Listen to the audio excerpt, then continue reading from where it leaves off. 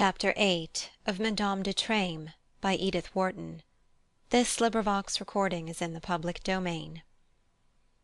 The uneasiness thus temporarily repressed slipped into the final disguise of hoping he should not again meet Madame de Treymes, and in this wish he was seconded by the decision, in which Madame de Malrive concurred, that it would be well for him to leave Paris while the preliminary negotiations were going on. He committed her interests to the best professional care, and his mother, resigning her dream of the lakes, remained to fortify Madame de Malrive by her mild unimaginative view of the transaction, as an uncomfortable but commonplace necessity, like house-cleaning or dentistry. Mrs. Durham would doubtless have preferred that her only son, even with his hair turning grey, should have chosen a Fanny Frisbee rather than a Fanny de Malrive, but it was a part of her acceptance of life on a general basis of innocence and kindliness that she entered into his dream of rescue and renewal, and devoted herself without afterthought to keeping up Fanny's courage with so little to spare for herself. The process, the lawyers declared, would not be a long one, since Monsieur de Malrive's acquiescence reduced it to a formality, and when, at the end of June, Durham returned from Italy with Katy and Nanny, there seemed no reason why he should not stop in Paris long enough to learn what progress had been made. But before he could learn this he was to hear, on entering Madame de Malrive's presence, news more immediate, if less personal. He found her, in spite of her gladness in his return, so evidently preoccupied and distressed that his first thought was one of fear for their own future. But she read and dispelled this by saying, before he could put his question, "Poor Christiane is here. She is very unhappy. You have seen the papers?" "I have seen no papers since we left Turin. What has happened?" "The Prince d'Armillac has come to grief. There has been some terrible scandal about money, and he has been obliged to leave France to escape arrest." "And Madame de Treymes has left her husband?"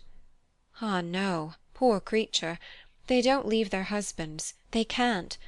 But de Treymes has gone down to their place in Brittany, and as my mother-in-law is with another daughter in Auvergne, Christiane came here for a few days. With me, you see, she need not pretend. She can cry her eyes out." "And that is what she is doing?" It was so unlike his conception of the way in which, under the most adverse circumstances, Madame de Treymes would be most likely to occupy her time, that Durham was conscious of a note of scepticism in his query. "Poor thing! If you saw her you would feel nothing but pity. She is suffering so horribly that I reproach myself for being happy under the same roof." Durham met this with a tender pressure of her hand. Then he said, after a pause of reflection, "I should like to see her." He hardly knew what prompted him to utter the wish, unless it were a sudden stir of compunction at the memory of his own dealings with Madame de Treymes. Had he not sacrificed the poor creature to a purely fantastic conception of conduct? She had said that she knew she was asking a trifle of him, and the fact that, materially, it would have been a trifle, had seemed at the moment only an added reason for steeling himself in his moral resistance to it. But now that he had gained his point, and through her own generosity, as it still appeared, the largeness of her attitude made his own seem cramped and petty. Since conduct, in the last resort, must be judged by its enlarging or diminishing effect on character, might it not be that the zealous weighing of the moral anise and cumin was less important than the unconsidered lavishing of the precious ointment? At any rate, he could enjoy no peace of mind under the burden of Madame de Treymes' magnanimity, and when he had assured himself that his own affairs were progressing favourably, he once more, at the risk of surprising his betrothed, brought up the possibility of seeing her relative. Madame de Malrive expressed no surprise. "It is natural, knowing what she has done for us, that you should want to show her your sympathy. The difficulty is that is just the one thing you can't show her. You can thank her, of course, for ourselves, but even that, at the moment—" "Would seem brutal. Yes, I recognize that I should have to choose my words," he admitted, guiltily conscious that his capability of dealing with Madame de Treymes extended far beyond her sister-in-law's conjecture. Madame de Malrive still hesitated. "I can tell her, and when you come back tomorrow—" It had been decided that, in the interests of discretion, the interests, in other words, of the poor little future Marquis de Malrive, Durham was to remain but 2 days in Paris, withdrawing then with his family till the conclusion of the divorce proceedings permitted him to return in the acknowledged character of Madame de Malrive's future husband. Even on this occasion he had not come to her alone. Nanny Durham, in the adjoining room, was chatting conspicuously with the little Marquis, whom she could with difficulty be restrained from teaching to call her Aunt Nanny. Durham thought her voice had risen unduly once or twice during his visit, and when, on taking leave, he went to summon her from the inner room, he found the higher note of ecstasy had been evoked by the appearance of Madame de Treymes, and that the little boy, himself absorbed in a new toy of Durham's bringing, was being bent over by an actual as well as a potential aunt. Madame de Treymes raised herself with a slight start at Durham's approach. She had her hat on, and had evidently paused a moment on her way out to speak with Nanny, without expecting to be surprised by her sister-in-law's other visitor. But her surprises never wore the awkward form of embarrassment, and she smiled beautifully on Durham as he took her extended hand. The smile was made the more appealing by the way in which it lit up the ruin of her small dark face, which looked seared and hollowed as by a flame that might have spread over it from her fevered eyes.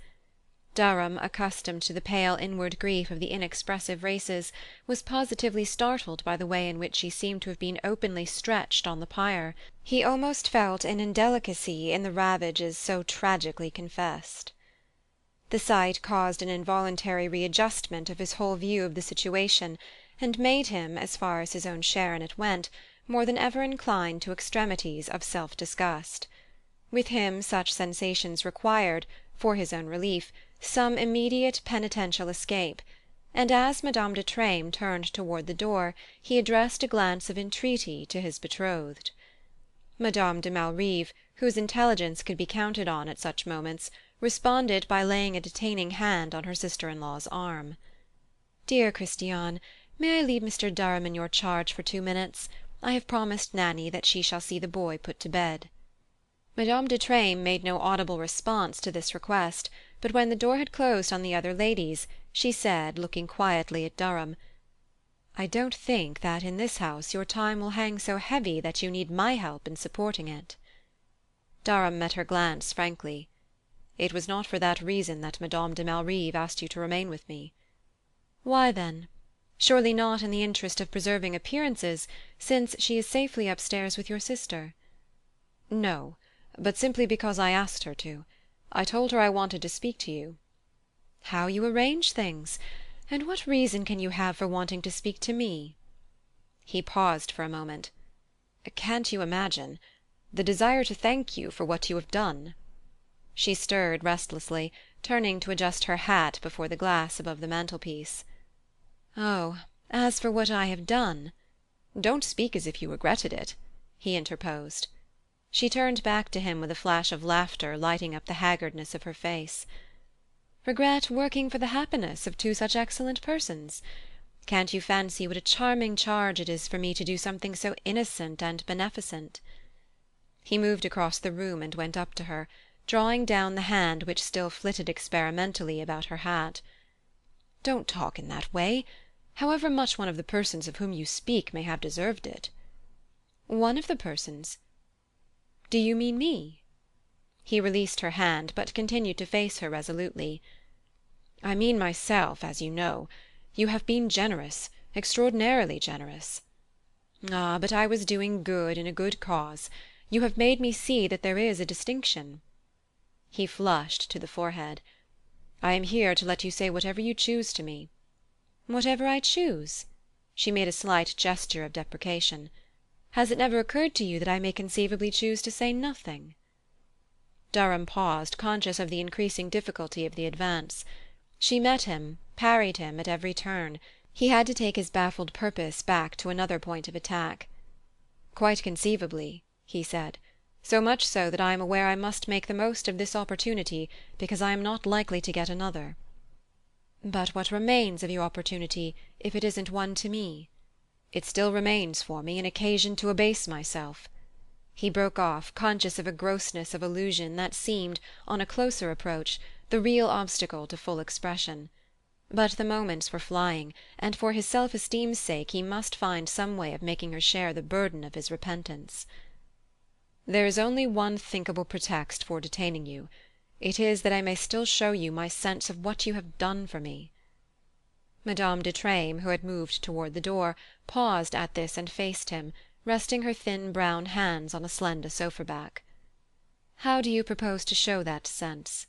she enquired. Durham coloured still more deeply. He saw that she was determined to save her pride by making what he had to say of the utmost difficulty. Well, he would let his expiation take that form, then. It was as if her slender hands held out to him the fool's cap he was condemned to press down on his own ears.